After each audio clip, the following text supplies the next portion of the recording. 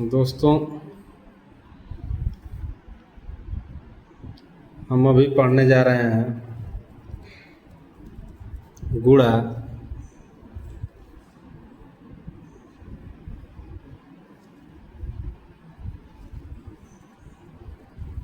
भाग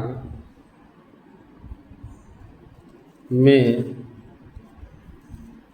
चिन्ह का नियम। गुणा भाग में चिन्ह का नियम। गुणा के लिए नियम। सबसे पहले गुणा के लिए हम नियम देखेंगे कि गुणा के लिए चिन्ह का नियम क्या कहता है। अगर कोई संख्या धनात्मक है और उसमें धनात्मक संख्या से ही गुणा किया जाता है तो उसका रिजल्ट भी धनात्मक आता है। जैसे अगर 3 गुणे +3 गुणे +3 अगर करेंगे तो जो संख्या आएगी +9 आएगी, या इसको हम 9 भी लिख सकते हैं। ठीक है दोस्तों। अगला है, अगर कोई संख्या धनात्मक है, अगर उसमें ऋणात्मक संख्या से गुणा किया जाता है तो वो संख्या ऋणात्मक मिलती है। जैसे -3 गुणे +3 गुणे -3, ठीक है, तो इसका जो रिजल्ट आएगा वो -9 रहेगा। ऐसे ही अगर कोई ऋणात्मक संख्या है उसमें धनात्मक संख्या से गुणा करते हैं तो उसका भी रिजल्ट ऋणात्मक आता है। जैसे -3 गुणे +3, अगर इस तरह का हम गुणा करते हैं तो जो उसका आंसर आएगा वो -9 आएगा।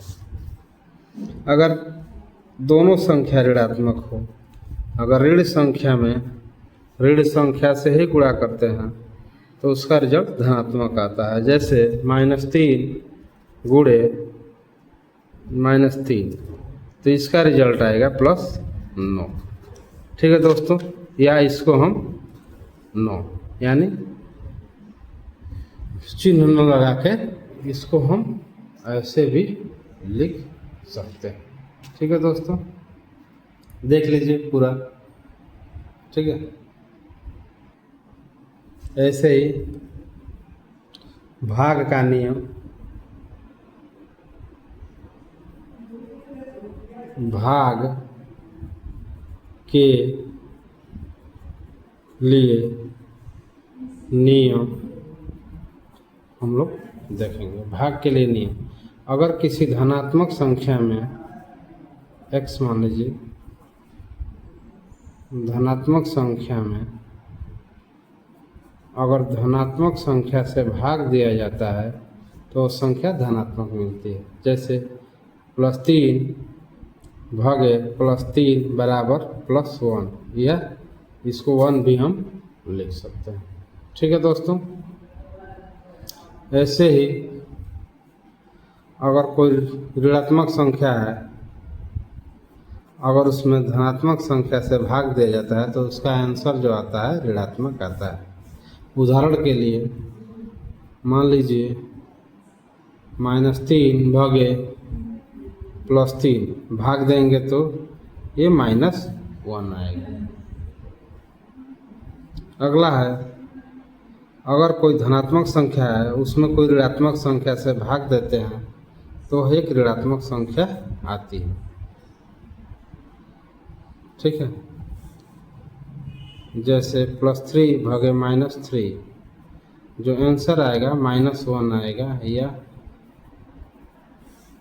ये इसका आंसर -1 आएगा। ठीक है दोस्तों।